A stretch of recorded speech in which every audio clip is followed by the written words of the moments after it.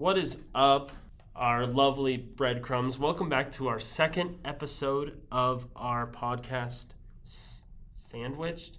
Yeah. Okay, good. I'm glad I got it right.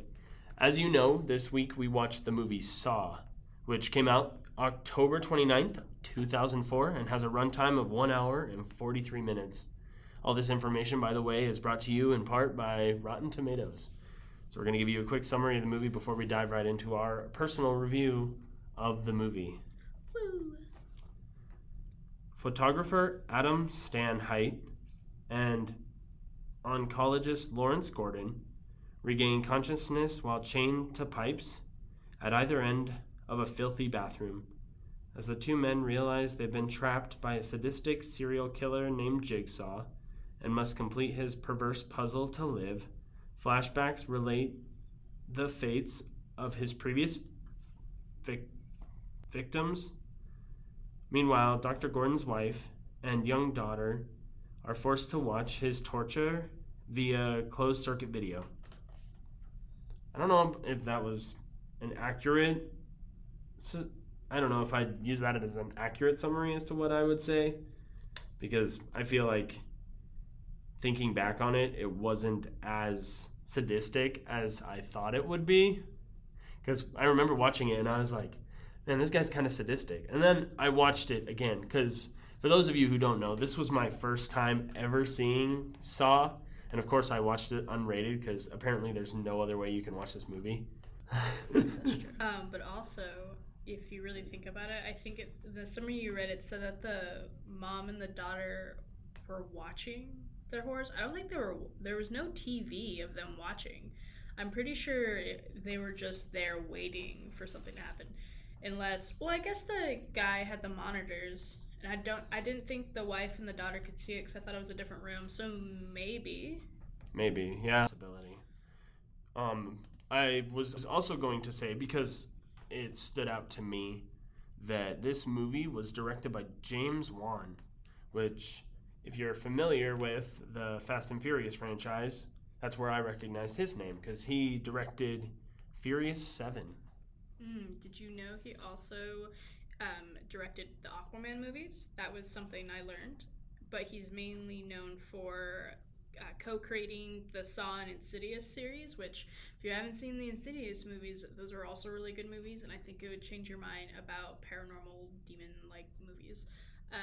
But I was just explaining that I think ghost movies are silly because it's just a bunch of random garbage flying around a room, and so it's kind of more of a comedy than a horror thing in my personal mind, but other people see it as scary, so I can't really complain. I think it's just entertaining. I guess the Conjuring movies would be more that pace for that because he also created the Conjuring universe. So he's like the best of the best for this. Isn't Insidious supposed to be like part of that universe? I'm pretty sure it's like... No, I think... Oh, yeah, no, because that lady is in both movies, but I think that's the only way it's connected. Oh, no. Oh, wait. You know, I watched the whole universe in order once, and a lot of movies are part of it. Like, Annabelle's part of it, and the Nun is part of that universe. It's a big universe. It's a big thing to watch. But that's fair. Anyway, today we are talking about Saw, which was the movie that we watched this week. Actually, can I say one more thing about the director? Absolutely. He has some upcoming movies coming out that I've been excited to talk about. I know it's been a while since the Mortal Kombat movie came out, but that movie's coming out soon, and he directed that one. Megan 2.0 he directed. Soulmate, which I have no idea what that's about, but it replaced the A with an 8. And then a new Conjuring movie is coming out, The Conjuring Last Rites. So that's exciting. My best guess, Soulmate, is about a man and a woman who love each other very much, but the man is a soul eater, and so he's just like biding his time to eat her soul. Okay. It kind of sounds like Death Note in a way, but a little bit more romanticized. I wonder why it has an 8 in it. When it puts a number in it, it makes me think of some weird teen drama. Well, I mean, Megan is Megan 2.0, but I guess that makes sense to the story, though, because she's a robot. Yeah. AI robot. So you said to me that you have a hard time knowing actors, but their performance. Was there anybody in here that you were like, oh, I know that guy? There were two people actually. Of course, I had to look up their names because, again, I don't really know people very much. Michael Emerson, I knew, which is the guy who played Zepp. He was in Lost, and I love that series with a burning passion because it's very mysterious. I don't know if you've heard about it. No idea. Oh my gosh, how could you? I can't. Oh, by the way, guy, this is Cheese. I realized we didn't do that in the beginning. You probably watched our first episode, but just in case if you're a silly goose who likes to join on episode 2, I'm me, and this is Cheese. But and I just got excited and completely forgot to introduce ourselves because, man, alive. That's okay. But you need to watch Lost. It's really cool. Well, I won't dive into it, but it's really cool. Yeah, but Michael Emerson, he was in Lost. He also played our Zepp in this movie. And then also Danny Glover, my bad. Glover, there we go, my bad. He was in a lot. I mainly know him from Lethal Weapon. That's one of my favorite movie series. And I didn't know there's 5 of those movies. I don't think I've watched all 5. I think I've only watched 1 through 3. I know the 5th one is way in the future or something because both Mel Gibson and Danny Glover are pretty old in that one, but I never watched number 4. And then he was also in The Dead Don't Die, which is a really funny spoof movie about zombies that also has Bill Murray in it, and it's a really funny movie. And then he was also in 2012, because I think he played the president or something in that movie. I only know him from Lethal Weapon, and I saw 1 through 4. Have not seen 5. Yeah, I know. I don't know when 5 came out, but it's like one of those future ones.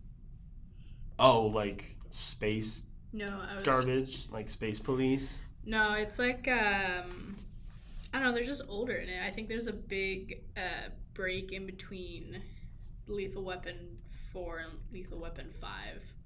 Oh, I thought you meant like in the future as in... No, my gosh. Oh, man, we're flying around cities now because it's so much in the future. Oh, I don't think it's come out yet. Oh. Oh, it's still in the works. My bad. Do you know Richard Donner passed in 2021? I don't know who that was, but it was the director. The director died. Oh, so Mel Gibson's directing it. Sorry, that was a tangent. But... But Lethal Weapon 4, I think, came out in 1998. So over 20-year gap between 4 and 5. Now you see what I mean by future. Yeah, it took a while for it to come out. Yeah, well, it was in pre-production 2021, so even to think about making a 5th one. Do you have any other actors that you recognized? Those are my only 2. Really? Yeah. Well, I also recognize Cary Elwes, who is known most notoriously for The Princess Bride. He also plays in a few episodes of one of my favorite detective shows called Psych.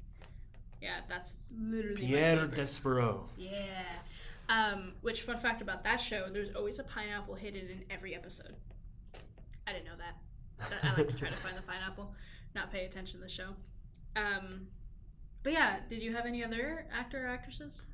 I went to the actor list because I was like, I don't know any of these guys, and Singh, the detective Singh, kind of looked familiar to me, but I found out that I really have no idea who that is. Because he was like, most of these actors are just a bunch of people in horror movies, and so I was like, I don't really recognize any of them because I don't typically watch horror movies. So I was happy that I knew who I knew. What was funny is that I wrote Donald Glover instead because Donald Glover is one of the new up-and-coming actors. He was Lando Calrissian in the Solo Star Wars movie.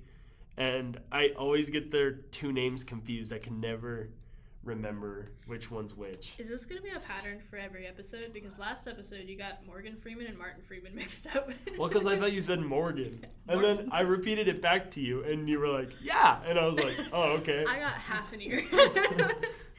I just wanted to make a point in saying that because I've been meaning to watch this movie for a long time, and honestly, I thought it was good. Just takes you 20 years, I guess. Yeah, apparently. Sheesh.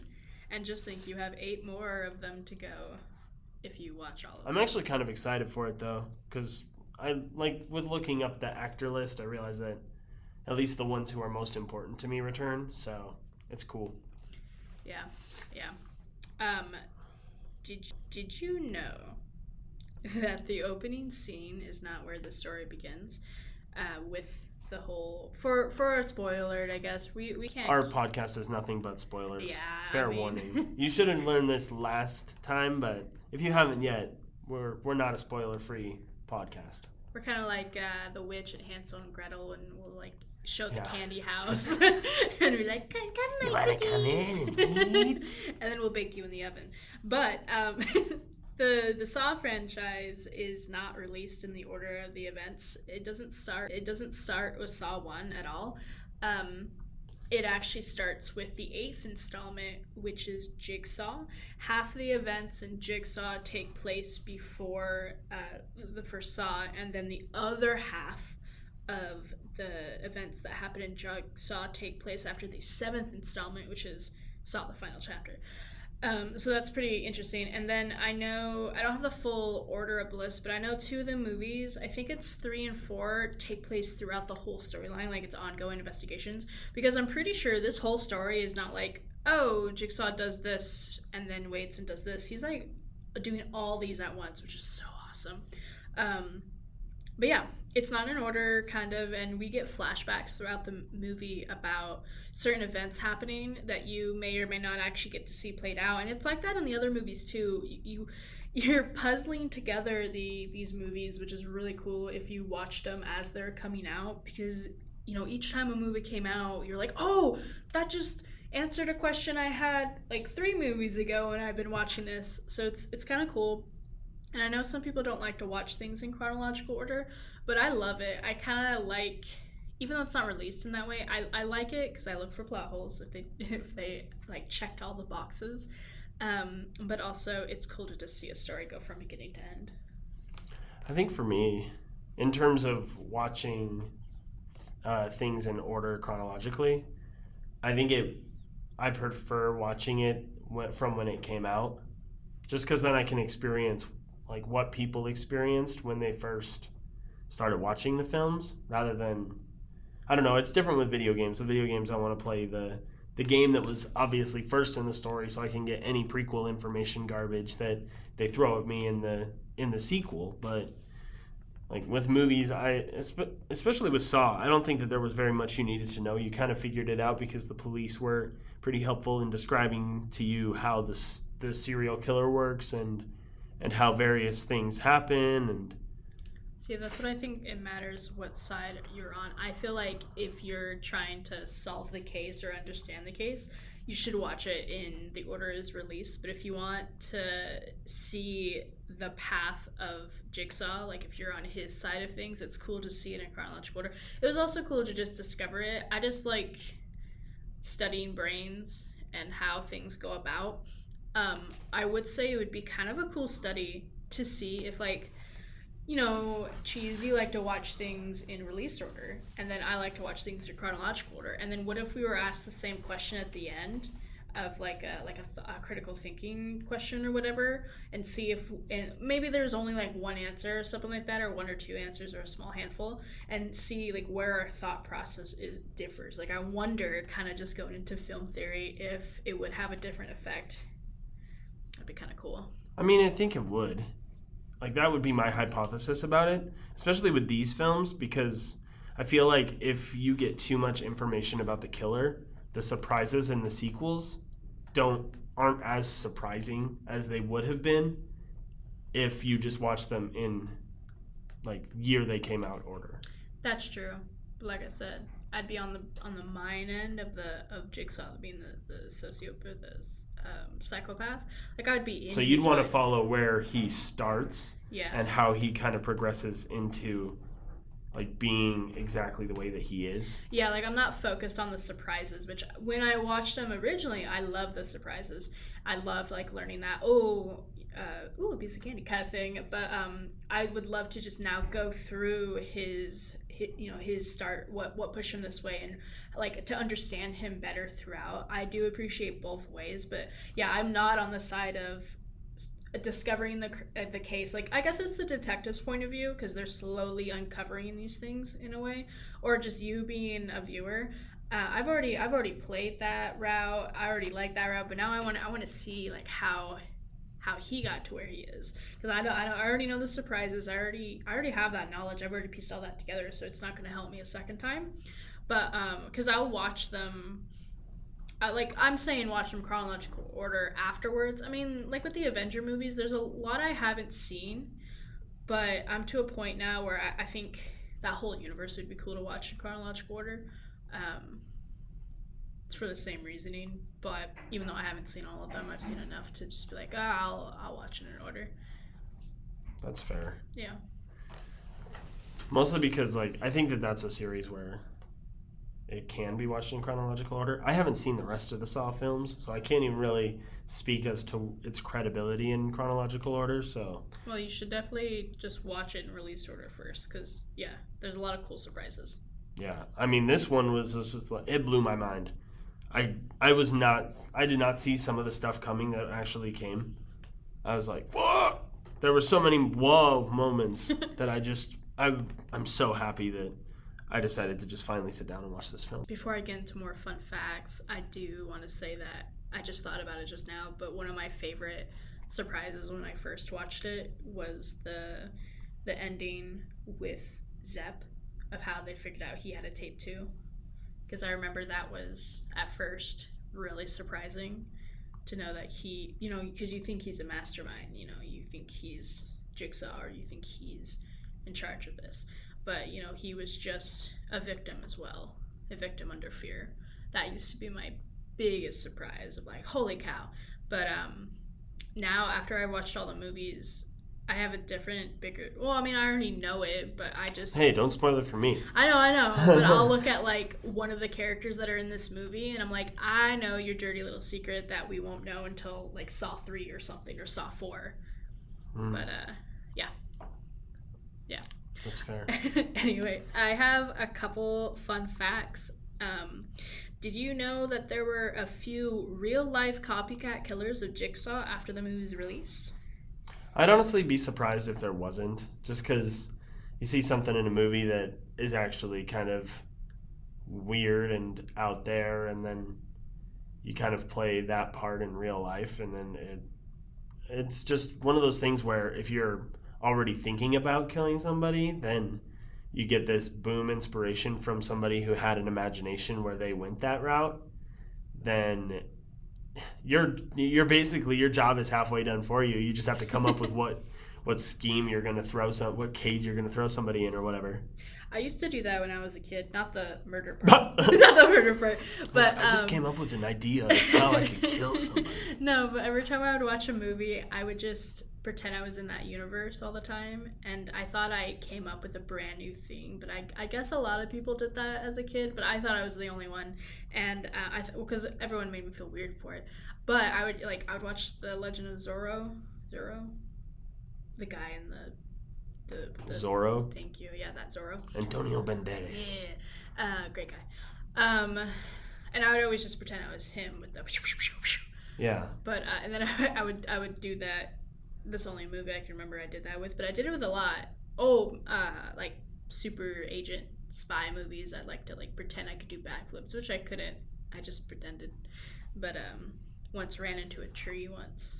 I have a scar on my knee now because I did that. Yeah, I wasn't paying attention. But anyway, yeah, no murderous things, but yeah, I would pretend that was the universe I was in, kind of like an escapism motion. Well, let me tell you, if I was in this universe, I would not want to be someone who was caught. Would you chop your leg off? Oh, yeah, totally. If it meant getting out of that gross bathroom, I don't think I would chop my leg off. I think I'd just shoot at him. Yeah. But we'll get to that when we talk about the story. Because I have a lot of things that I want to talk about in regard to the story. Yeah. That I'm like, oh, dude, I would have probably just whatevered. Actually, just you talking, I need to write something down. I just realized something I did not like about the movie. While she's typing it out, I'm gonna go ahead and explain the basic plot. So basically, there are two characters who get locked in a room by Jigsaw, and it's like a gross bathroom. Adam, I forgot his last name already, Straightheart or whatever. I read it in the description thing, and Dr. Lawrence Gordon, they're trapped in there by Jigsaw, and basically they have to solve clues in order to either survive or escape. Each one gets a tape recorder, and each one gets a tape, and there's a recorder in the room, and their tape plays a task that they must complete in order to get out of their situation. Awesomely put. Way better than Rotten Tomatoes summary, honestly. And the police are also involved because they're tracking down this guy because there have been past instances where he's... Murders. Yeah, but I mean, Dr. Gordon said it in the film. He technically hasn't murdered anybody. True, yeah. That's the people basically just kill themselves because they're just trying to get out of whatever situation that they're in. Oh, gosh. It's perfect. I think it would hold up in court. Not really, actually. I mean, I think the only one he did kill is Adam, but we'll get to that. True. True. Do you know who the pizza bomber of 2003 is? No, I have never heard of that. Me neither. Well, there's this guy named Wells. He was a pizza delivery driver, and he was forced into a terrifying scenario in which he had to follow a set of deadly instructions, including robbing a bank, while a bomb was secured around his neck. This tragic event unfolded as Wells failed to complete the required task in time, resulting in the bomb's detonation and his death. This high-stakes game, although perpetrated for financial motives rather than psychological manipulation, was eerily reminiscent of the complex game that Jigsaw forces victims to play. It was kind of probably the weakest...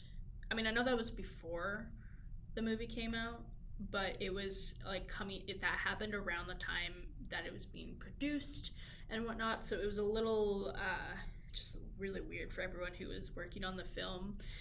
There's not much. I can't even find a article about it because when I do look it up, something from 2014 comes up, so that's a little weird. Maybe there's multiple pizza bombers. I guess it's a pretty generic I don't know. You like pizza? You like games? Like bombs? And then in 2009, in Salt Lake City, Utah, there were two teenage boys who had set up their own traps that would maim victims. And side note, I learned what maim meant, which is to wound or injure someone so that the body part is permanently damaged. Basically, it's disgusting. Yeah, I think it's pretty cool. Anyway. Whoa. You know, like when you shred chicken? No, don't talk about it. Anyway, so just this like is real life stuff. This ain't like a fake movie prop or whatever. You know, chicken. You maiming a chicken. So these two boys, just like in these films, the traps that they made included swinging blades and trip wires. They told the authority that we're just trying to play a game like Saw's Deadly Puzzle. They didn't harm anyone. It was just, I bet the parents or something called, or someone, maybe a sister, was like, oh, they're doing something weird. You know, boys. But yeah, it could have been something. And then in 2010 in the UK, authorities arrested a man who had kidnapped a woman. Prior to being arrested, this man had forced her through a series of violent tests to mimic Jigsaw's philosophy. And his philosophy is basically... It's so amazing. Like, when I figured it out, I was like, oh, this is awesome. Basically, he's doing these things to show people that they should probably be grateful with their life rather than do things that would harm it and make their life shorter. Mm-hmm. Like people who definitely take things for granted and whatnot. Yeah. And also, it's almost like it's not exactly survival of the fittest, but it's more of you know, people who like just waste their lives or harm others deserve to be punished. And like his games are designed to test their will to live, because it's not in this movie, but it's in a different movie that he talks about how every one of his games you can get out of. Like, you can survive through them and get yourself out. They're not designed to be unsolvable. Everyone can get out of them. It's just where their will is to survive to get out. You know, so that's pretty cool. But yeah, that's what those guys, or single guy, sorry, so a single guy did to that woman. I don't know what kind of test. It didn't really go into it. Of course, this wasn't like a news article I was looking on. It just had a lot of cool inspiration or copycat killer lists. It would be kind of cool to read if they held up to Jigsaw's test. But yeah, Probably not. Because I mean, I don't.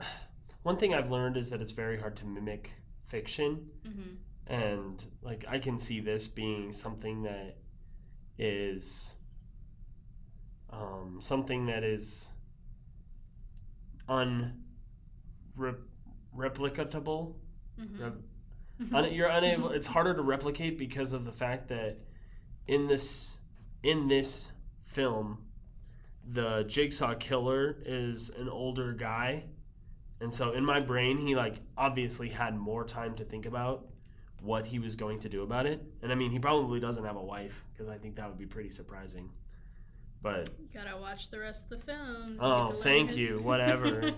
Sheesh. Spoiler alert for me, I guess. Yeah, and the last fun fact was in Canada in 2011. In all the countries, apparently. So this is the most terrifying Saw-related case, which I argue it's not. Because the other two that I talked about had intention, like they had the traps and then they had someone actually doing it. This one, law enforcement just discovered a series of letters sent to them, or sent to the newspapers actually, that explained the intricate plans of carrying out these real-life Jigsaw games. And like anyone would, these threats were taken seriously, and an international investigation was put into play to find and stop what could have been a chain of murders. But there was never any evidence that these murders were happening. So I guess for the most fearful, but I don't think it was the most terrifying, because I feel like I would be more terrified seeing two teenage boys making traps than to get a letter, because anyone can write a letter about it, but to actually see someone, even the man who made that woman go through tests, like that's actually doing it, or like the two boys making the traps.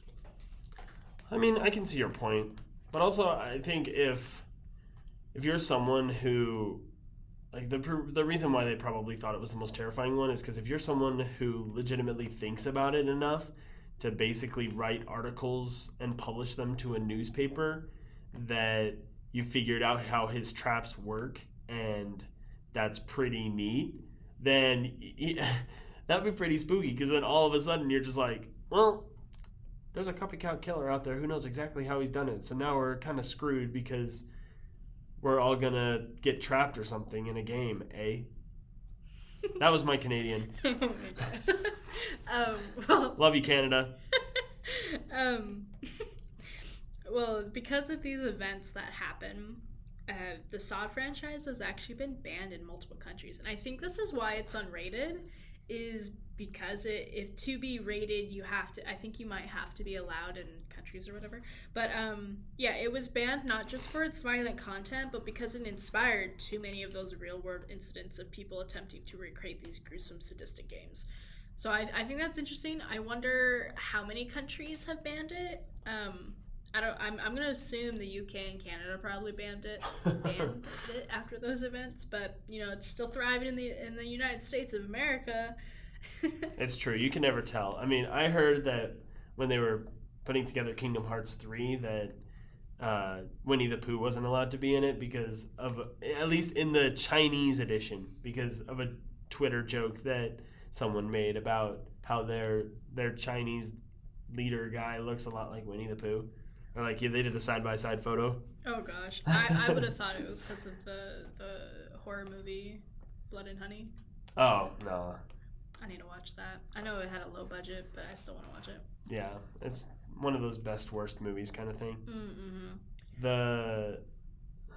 I don't know, I forgot what I was going to say. Go on. Oh, I was just going to ask before I continued with more of my fun facts, because I have a bajillion. I wanted to give the mic over to you if you had any awesome things. Dude, this movie's... Oh, man, I just cannot begin to explain how much I love this film. Some of the parts I liked were... There's a scene where Dr. Gordon is a suspect in these murders, and that's how he actually found out more about the Jigsaw stuff, because him and Adam are talking, and he's like, oh wait, I think I know who would have done this, because they just barely tried sawing through their chains and it didn't work, because they got 2 saws, and so they went to their chains and it wasn't working.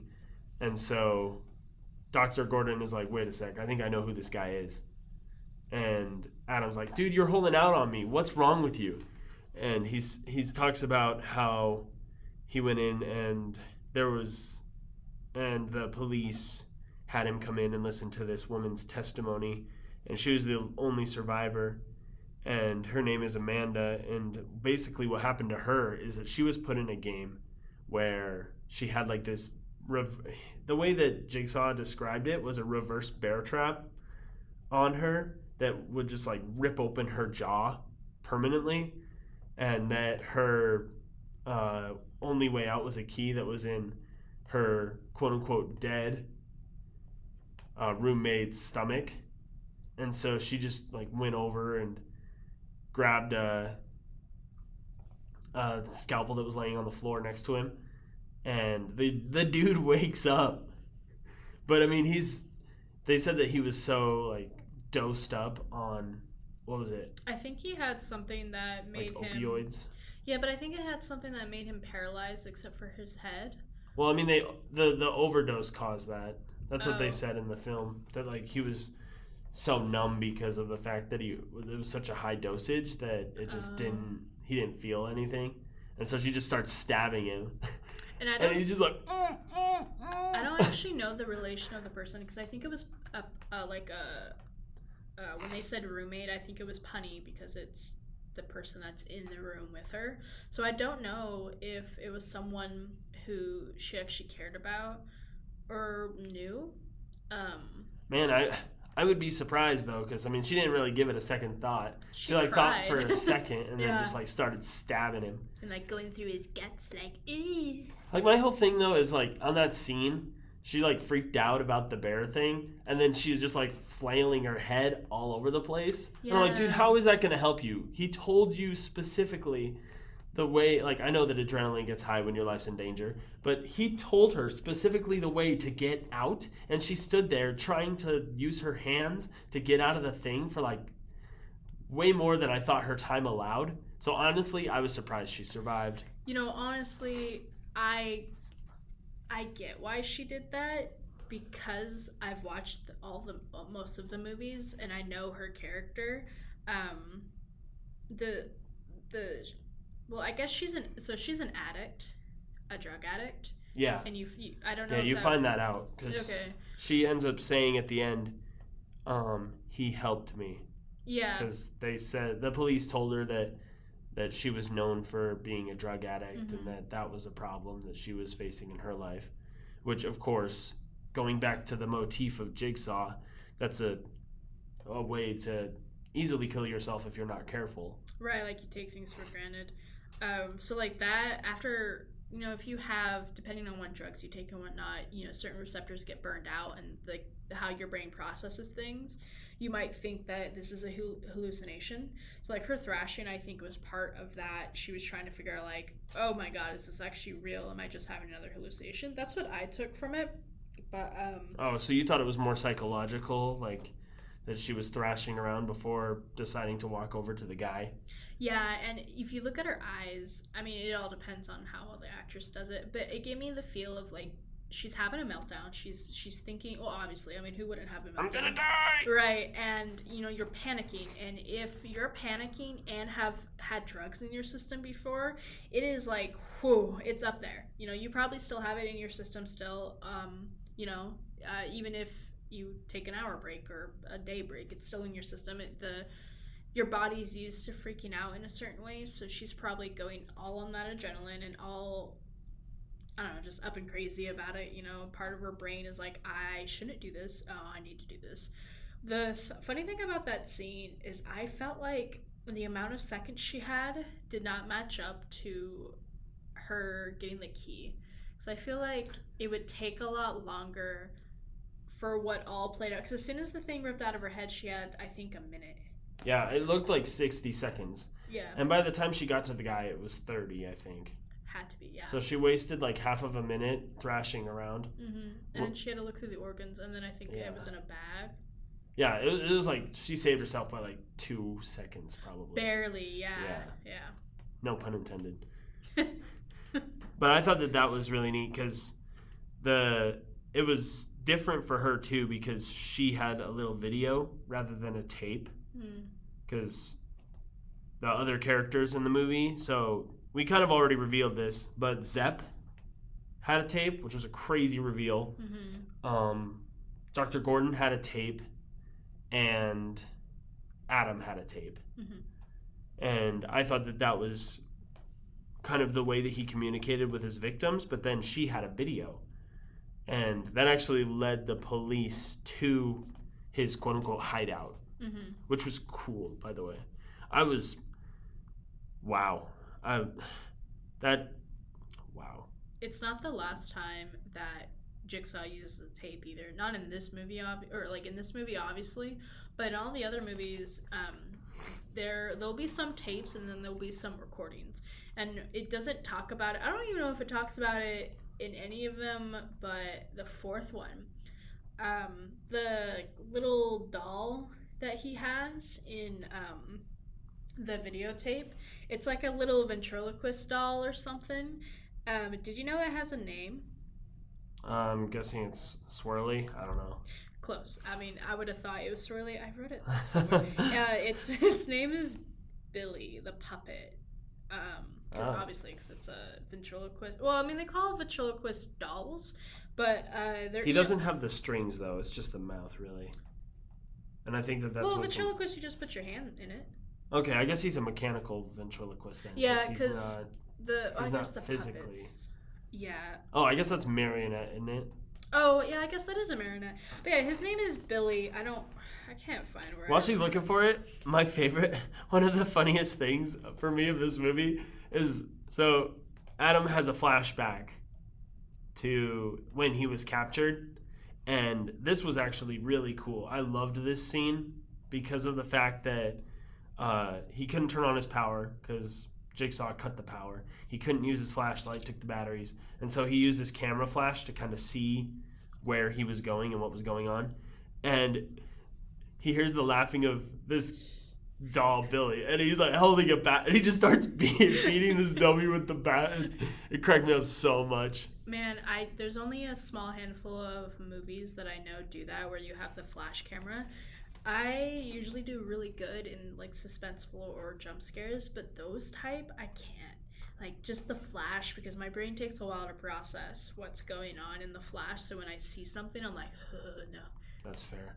I found the information, but all it was that I just said his name's Billy the Puppet, so it wasn't that useful. That's okay.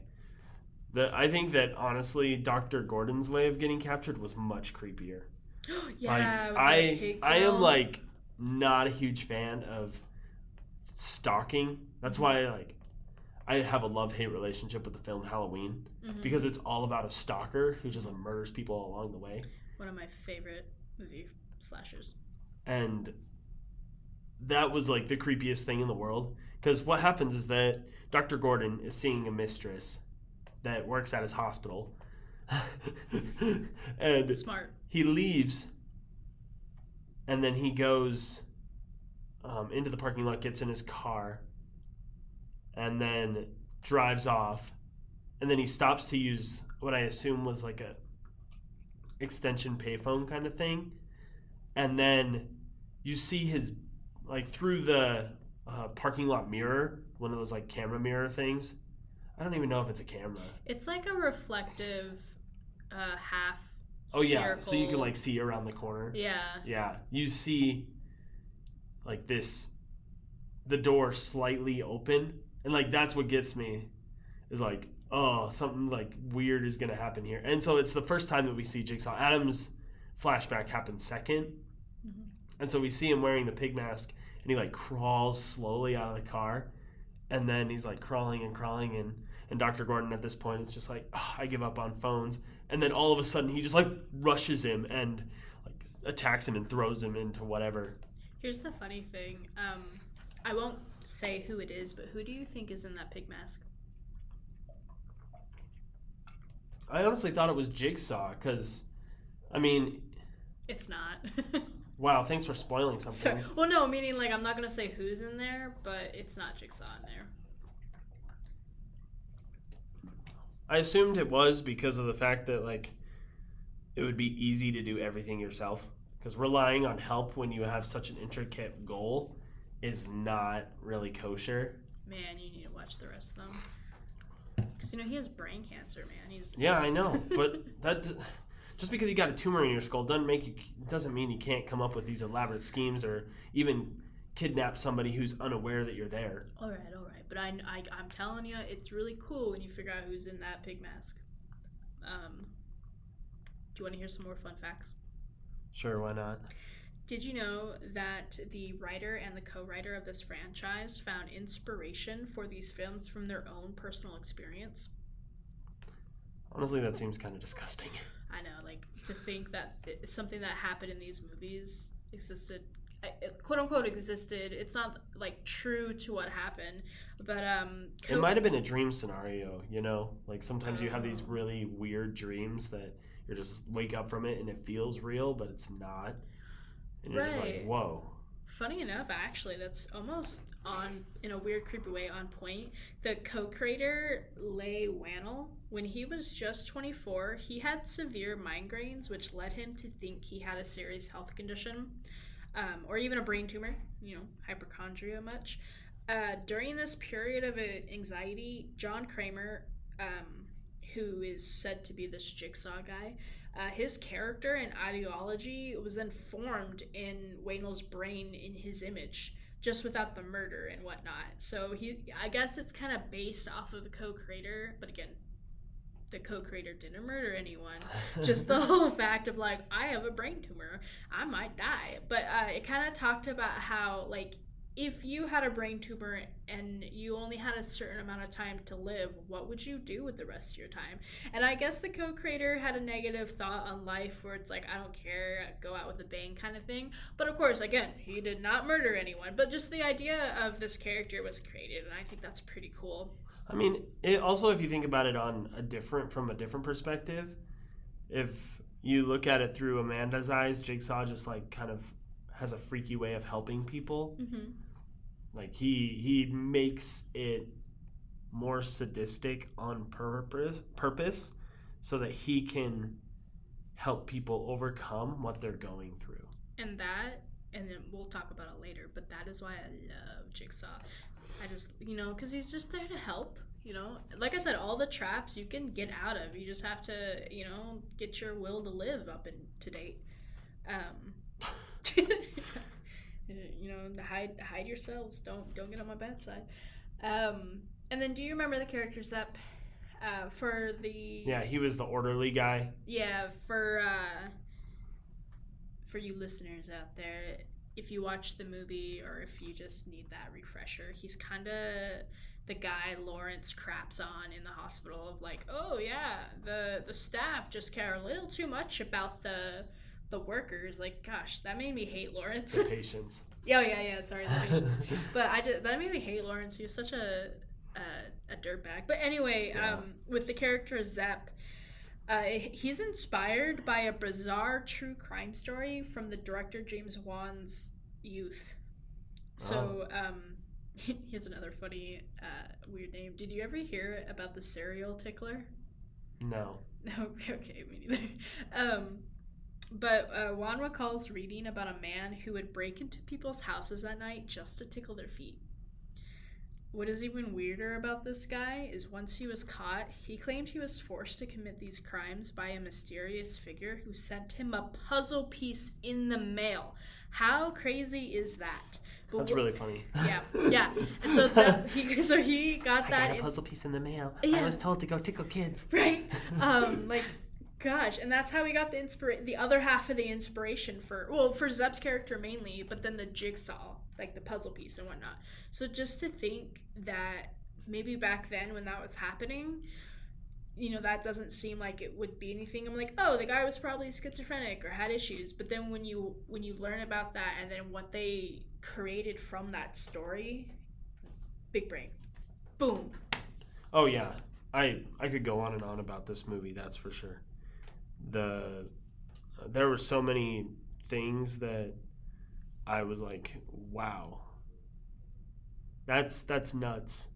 Because the attention to detail is crazy good. Like one of my least favorite scenes is when they actually like find his lair. Oh really? Yeah. It kind of just it irritated me a little bit. Why? It irritated me because they find his lair, right? And then they're going in and they find the schemes and the plans and whatever else. And I assume that this is before if I'm chronologically ordering this movie, it's a flashback because Dr. Gordon mentions that Singh is dead. Detective Singh is dead. And so I was like, okay, obviously this happened before. They raided before before Dr. Gordon got kidnapped because he was able to know that. Mm-hmm. And so I was like, I hated this part because they went in, they saw these contraptions. There was a dude. Sorry.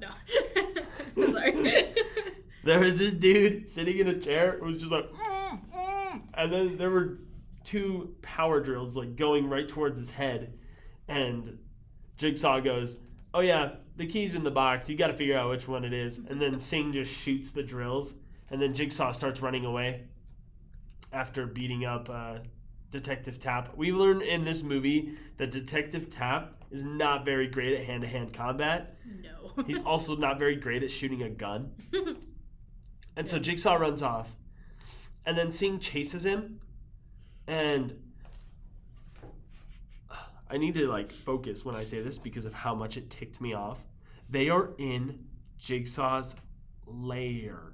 They are in his abode. They are in his planning place. And Singh, the genius that he is, because of the fact that he ends up shooting him, dude falls over,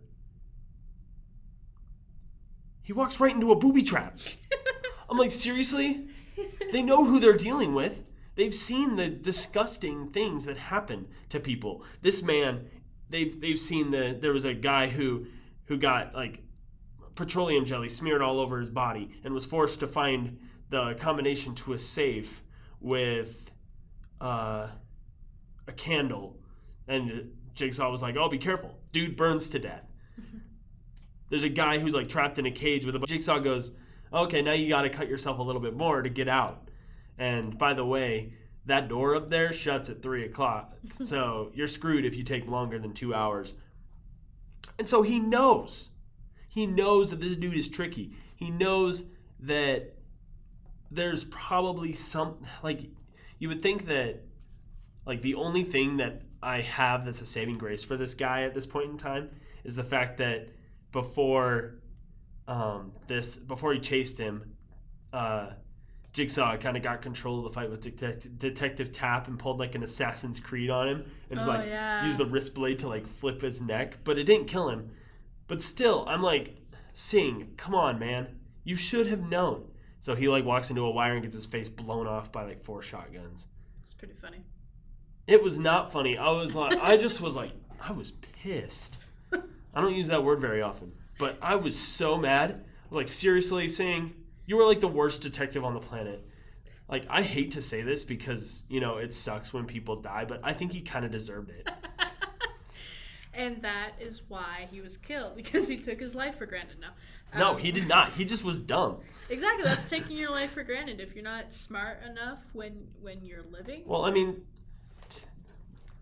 as mad as I am at him, I have to be fair to Singh, because Singh was under the impression that he got him. And obviously a man who just ran through wouldn't put booby traps down in front of himself. And so he probably wasn't thinking, oh man, this place is booby trap because the guy's right there. But he walked from around a corner before he got shot. They're like, dude, he was waiting for you. Yeah, that's true. baited. And destroyed. Dude, that was my least favorite part of the movie.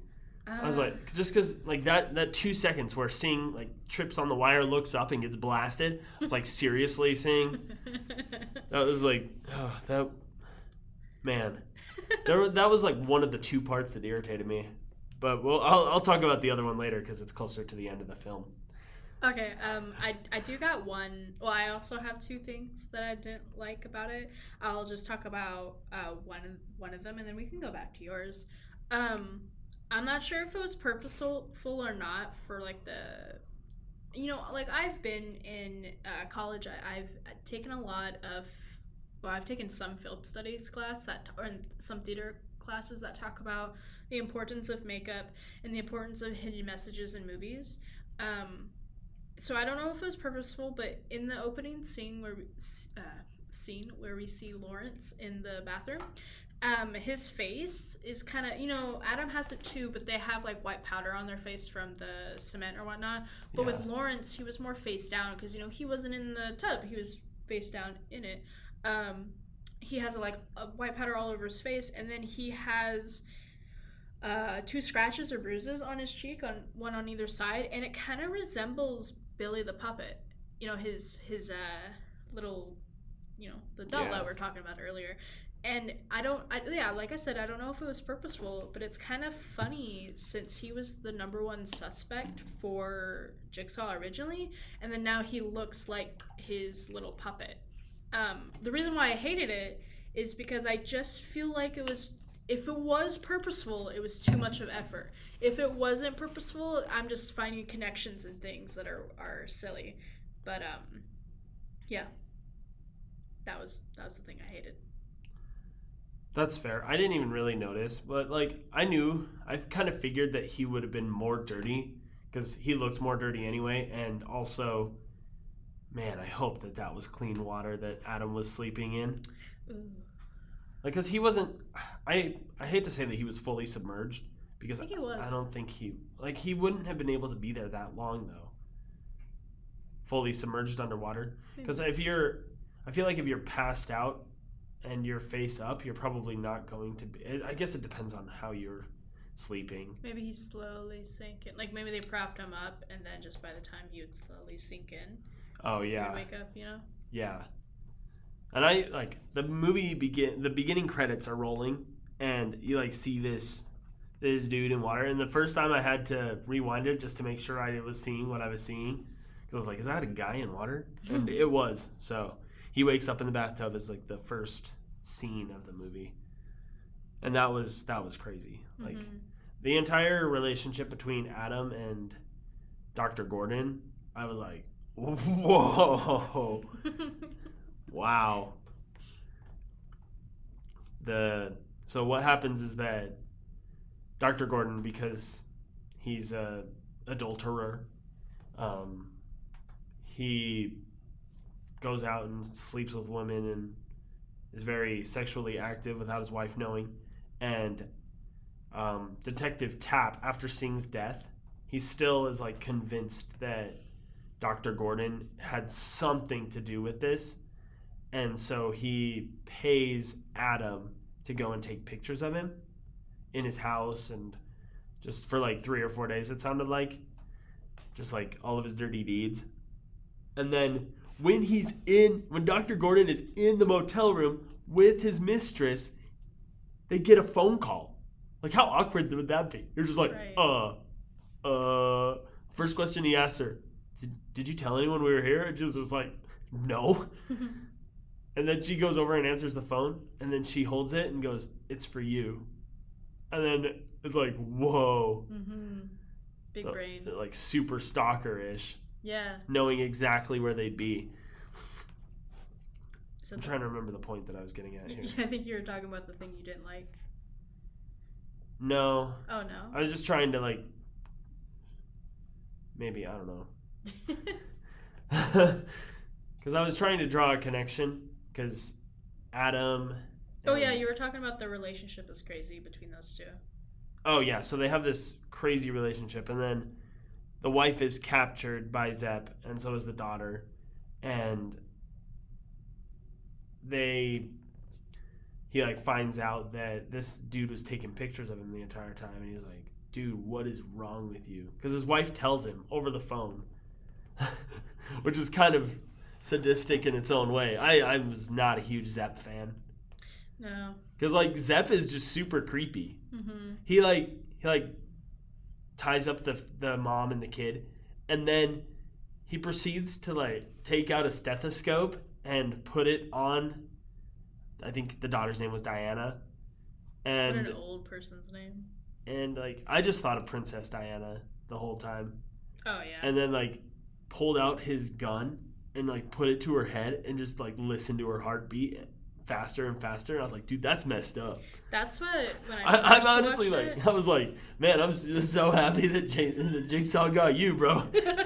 That's why when I first watched it, I was like, oh yeah, it's him. You know, like of course he's got that, you know, thought about it. But then yeah, you know, it just kind of shows you that the victims are all weirdly messed up too.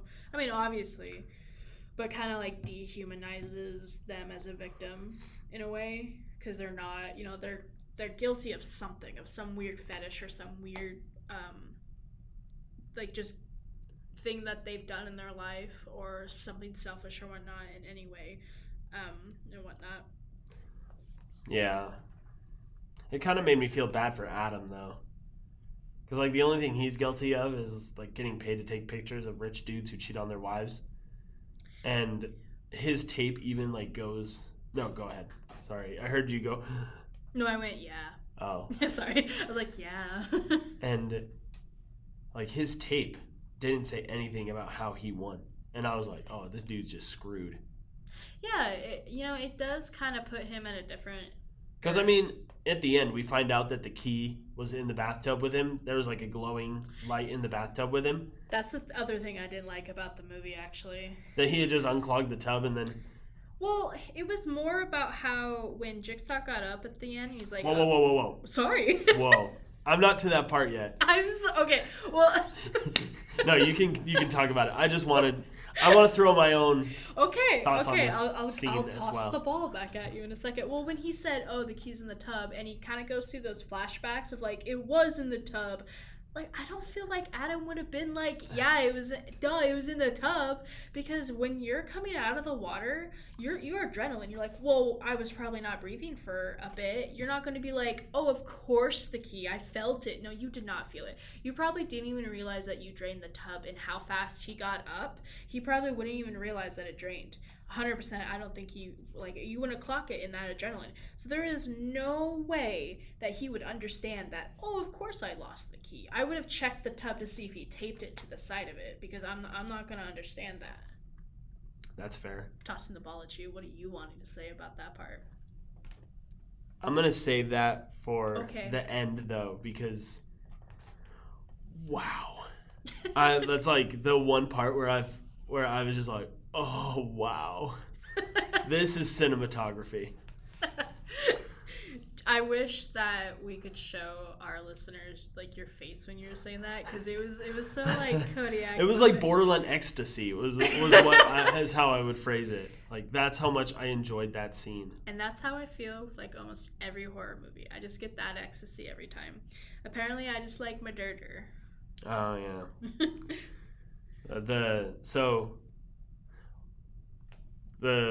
There were some choices that I didn't really like in the movie. I already talked about my Sing one, Detective Sing. That one just pissed me off. And then Dr. Gordon, he gets his tape, and it says, it's like 11 o'clock at night, I think. Like, roughly, it's almost midnight. And he gets a tape that says, kill Adam by 6 a.m. Is it midnight? Well, because, I mean, it pans to the clock, and it's like, midnight. I always thought it was like 11 in the morning. Like, they had to do it till 6 p.m. at night. You know, like, you had till 6 to kill. I always thought, I guess. Well, I mean, he got kidnapped at night, so I just assumed that, like, he went out, because kid's bedtime, 8 or 9. He went out with his filthy mistress. This is a prime example how I have comprehension issues. And so they're probably only asleep for a couple of hours. and then he had 6 hours to kill Adam. And there's something that's said at the end that like he hears a whisper that goes, "Follow your heart." Which is crazy that he did clock that. Like, I feel like I don't know what in his mind that he would just hear that, you know? I don't know. See, I don't even think it was heard at first. I honestly feel like he just was listening and then heard extra static because Adam was talking pretty much the entire time that last little bit was playing. He's like, whoa. And like that plays into something that happens later where he finds a different clue, but he doesn't want to tell Dr. Gordon about the clue because of the fact that his life is in jeopardy. And that's like the big reason, like, because it was a situation where Dr. Gordon was like, "How could you keep this from me?" And then I literally said, "Dude, he couldn't tell you." And then Adam just says, I could not, pretty much. And so this thing says, "Follow your heart." And then Adam like goes over to the toilet because there's a heart in mud on the toilet. Dude reaches in the disgusting toilet bowl first. And I was like, dude, seriously? It's on the tank. Well, it wasn't that it was on the tank that was like so stupidly obvious for me. I was like, first off, it's on the tank. That should have been a dead giveaway. But you want to reach your hands in a disgusting toilet bowl before going, oh, maybe it's in the top of the toilet. No. I was like, man, I would probably go to the toilet bowl the tank first, because there's no way I'm reaching my hand in a grimy toilet bowl that's probably been sitting there for 3 months because it's an old sewer main. The adrenaline, man. Sheesh. I feel like I wouldn't really change anything about the movie besides the fact of the weird thing about Lawrence's look. But I did wonder if, so Detective Tapp, was his voice raspy before he got his throat cut? It was a little bit. I didn't like that. And of course it could be because, you know, the actor Danny Glover, you know, maybe his voice was a little raspy in 2004. If it was a choice to make his voice that raspy, I hated it. I mean, I understand it after he gets his throat cut. That makes sense. Maybe your vocal cord got, like, torn or whatever. But I think it was raspy through the whole thing, and I just hated it. I couldn't focus on it. But again, if it just wasn't in the beginning, it would also help show the switch between the timelines. You know, like if it's the past or whatnot, is to have non-raspy and raspy. I was just surprised, honestly, that he didn't just die. Like, dude got cut on his neck. That was crazy. I was like, first off, he got caught on his neck. Second off, it was by a long blade that came out of the man's wrist. I was like, there's no way he survived. And then they're like, oh yeah, it was totally like a big black guy. And I was like, seriously? Wow, that was impressive.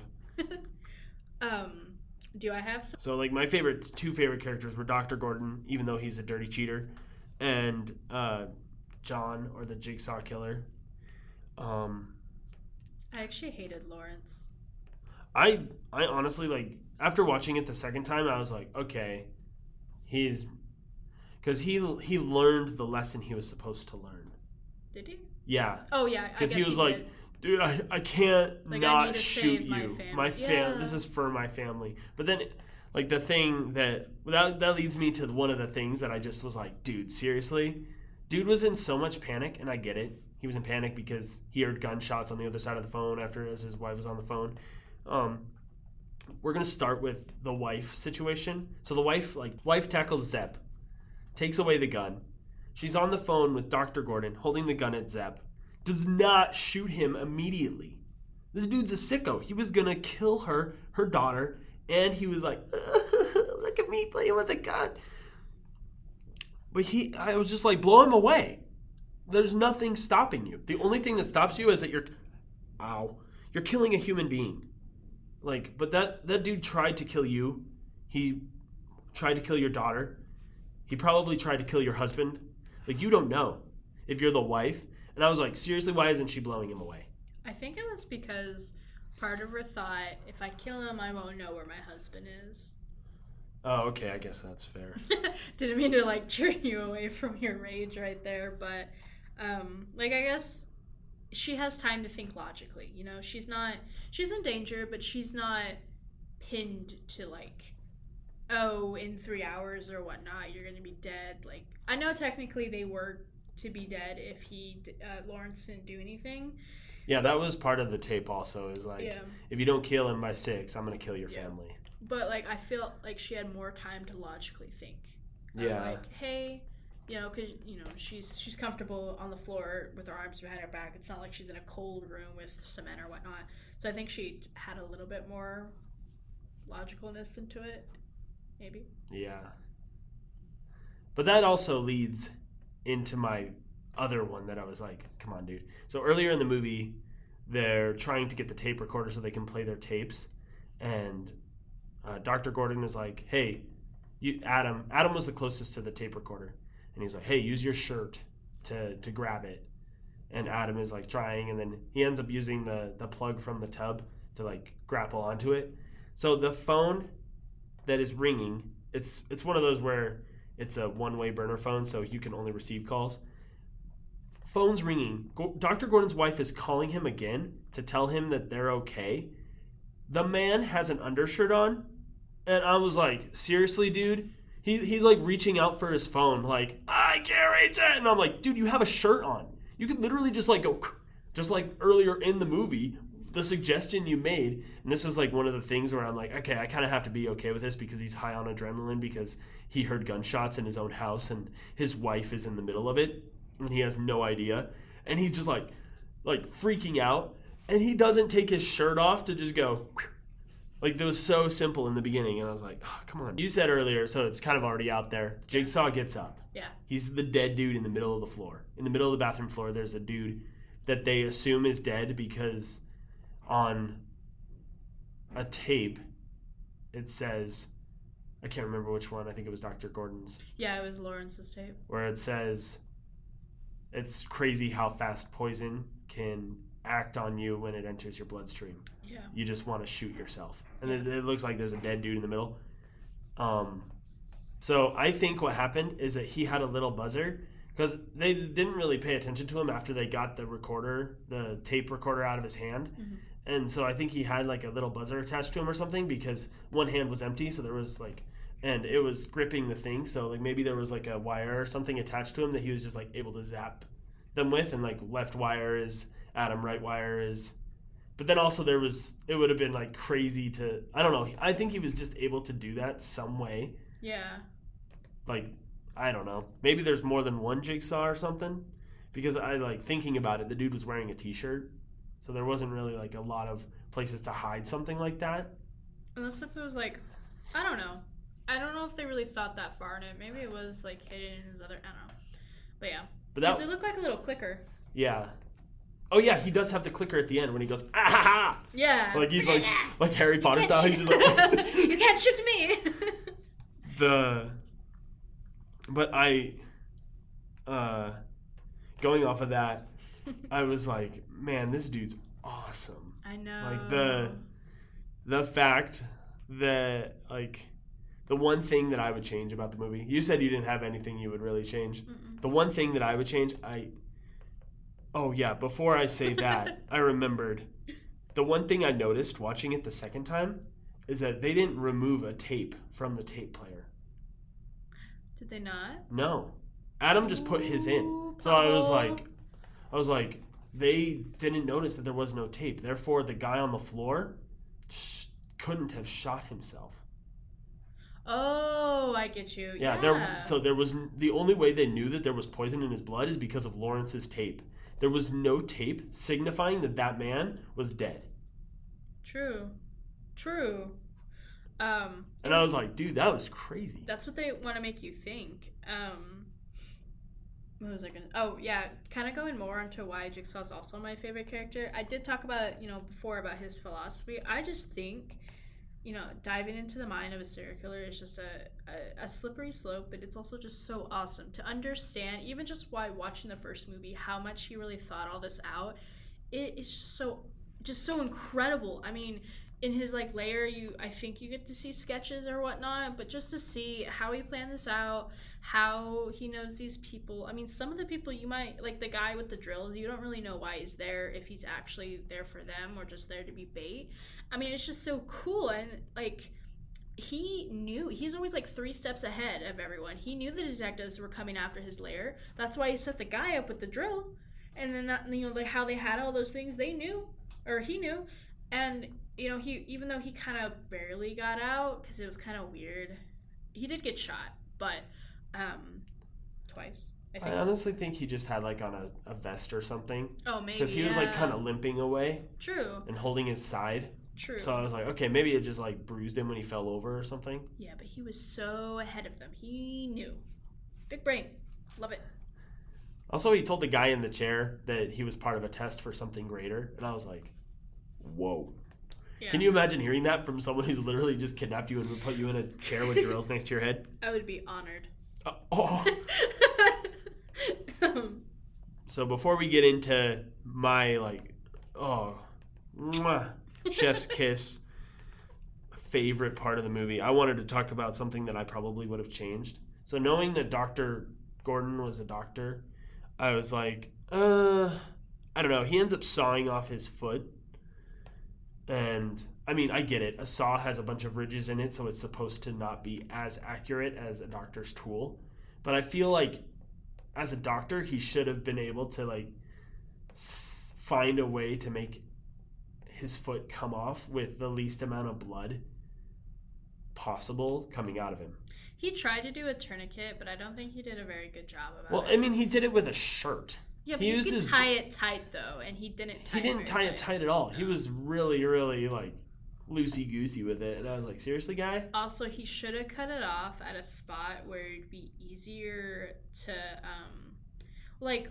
more towards maybe the farther down in the ankle, because he had it, he had it above the shackle, which, for one, your leg's a little thicker right there, go in the thinnest spot, and also for, blood supply.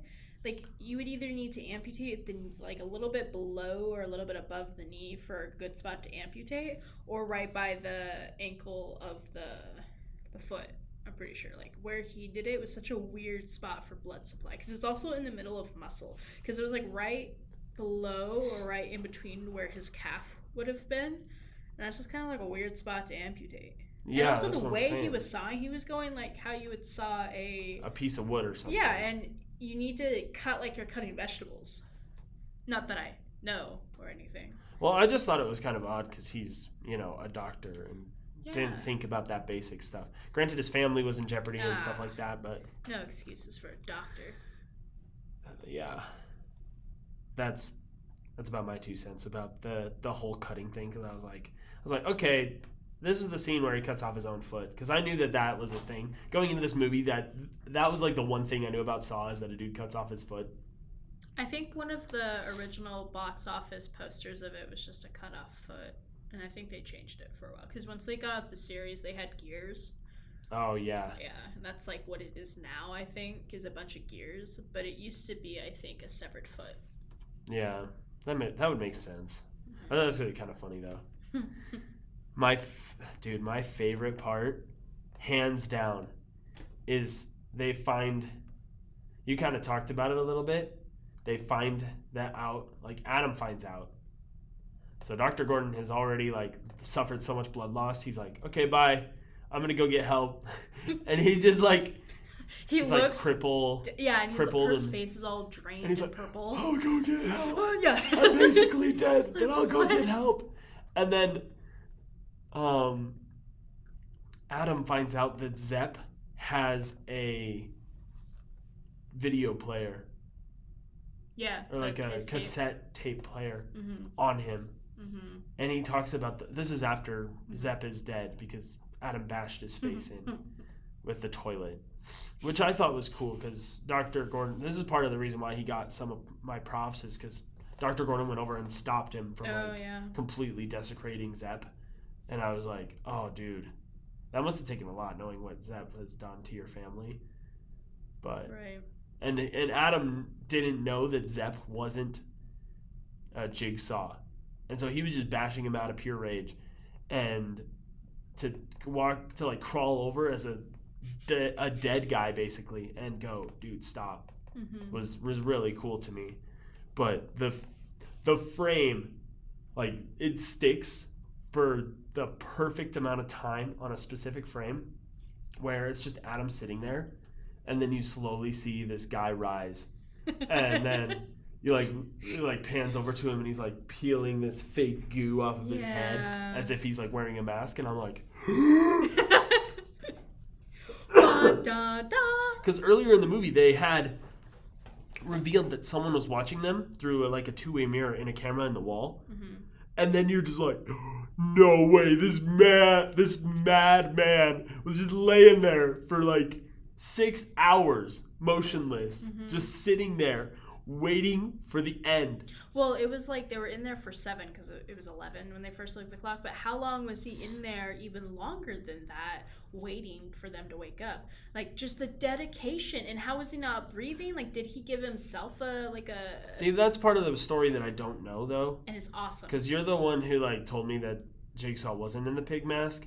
And so what my assumption was is that he was in the pig mask, kidnapped them, chained them to the wall, and then laid down and got in position before they woke up. And so I was just like, I had no idea. Because, I mean, who knows how long Dr. Gordon was sitting there in the dark. Exactly. And I think maybe Adam was kidnapped first. I have no idea. And, oh gosh, I was going to say something. Oh, yeah. And then when they show him standing up, it flashbacks to the part about where the detectives from before said, oh, yeah, he likes to watch in on his victims because they had those peepholes or whatnot. And then it like goes back to him like opening his eyes and peeking at Adam and Lawrence, which I don't think he would have actually done. Like, I felt like someone would have noticed, oh, his eyes open. But like, just to sit in is just awesome, you know? Yeah, I thought it was crazy because it just went through every single step. Like, right as soon as it revealed him, it went through all the pieces in the movie that were like, this is the guy.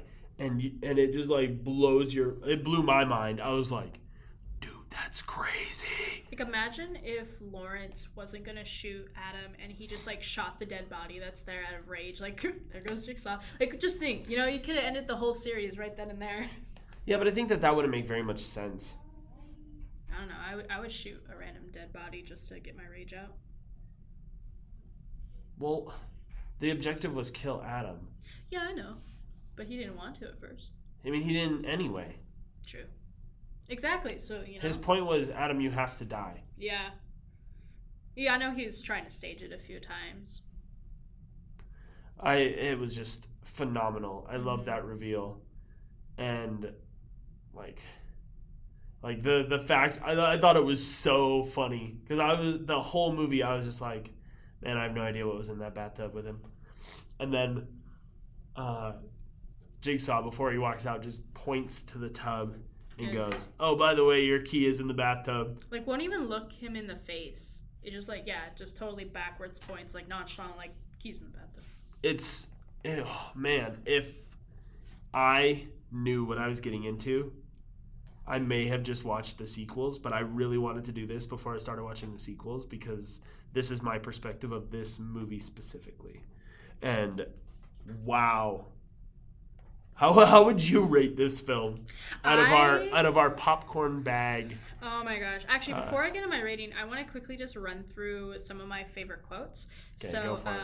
I like when he says, I want to play a game, because he says that in all the movies and I just love it. Live or die, make your choice. That's one of his like philosophy statements. And then when Lawrence says, don't worry, I'll bring someone back, I promise. And then he dies.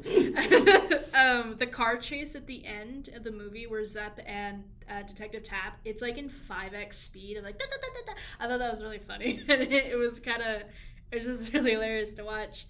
The very end where it has Jigsaw going game over.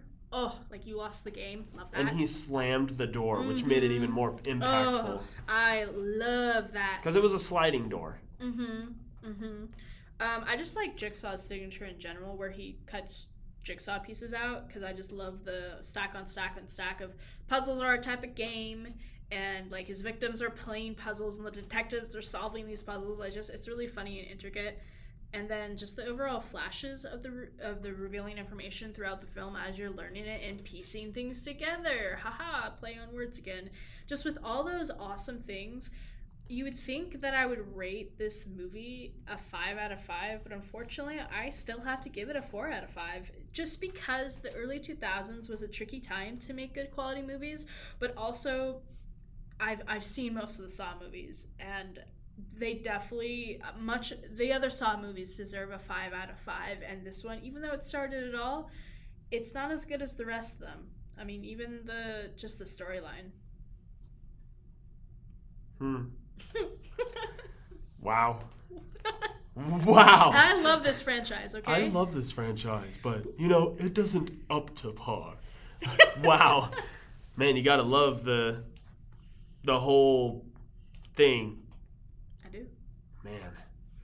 Dude, this was a 5 out of 5 for me. Hands down. Wait till you see the other ones. I don't think it'll change.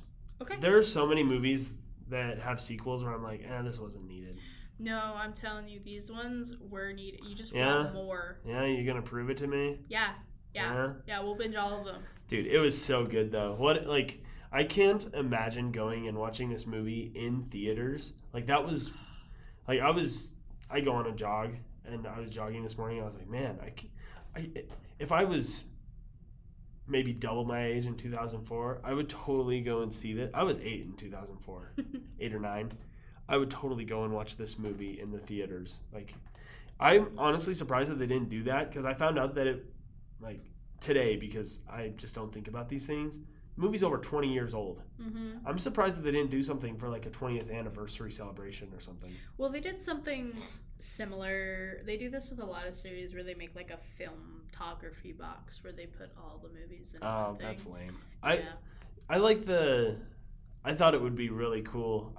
I would have missed it anyway because I was not able to watch movies at that time. But I thought it would have been really cool to have this put back in the theater, kind of like what they did with Back to the Future, where when October 21st of 2015 came around, they put the first and second movie back in theaters for that day specifically because it's a unique day to the movies. I thought that it would be cool if they did that with other movies as well. Mm-hmm. And I was like, man, I can't believe that they didn't do that with Saw because, dude, this movie was phenomenal. I'm honestly surprised that Rotten Tomatoes only gave it a 50%. Because Rotten Tomatoes sucks. That's why you have our podcast. They're not that bad. Most of the movies that they rate, I kind of agree with them on. But, wow, I think they missed the mark with this one. And I get it. It's 2004. It was probably a lower budget because of the fact that it was something that they were trying for the first time. But, man, with the budget that they had and the fact that I found out that they only filmed it in 18 days. Whoa. I was like, this movie deserves a 5 out of 5. I was hooked the entire movie. I did not think 2 hours went by. And I loved every aspect of it. Even the stuff that made me feel angry in kind of a good way, if you know what I mean. I do. Well, Cheese, I think that's all the time we have today. Thank you guys so much for digesting this sandwich. And tune in next week where I think we've agreed we're going to dive into Adam Sandler genre. I know he's not a genre, but I think we're going to do Adam Sandler movies. Adam Sandler April. Yeah. And I think our first one's going to be 50 First Dates. I think. It is. Classic. It is because I said it, so now it has to be. But until next time, don't get caught in our breadcrumb trail. Also, don't get sawed up. I'm going to see it. Whoa.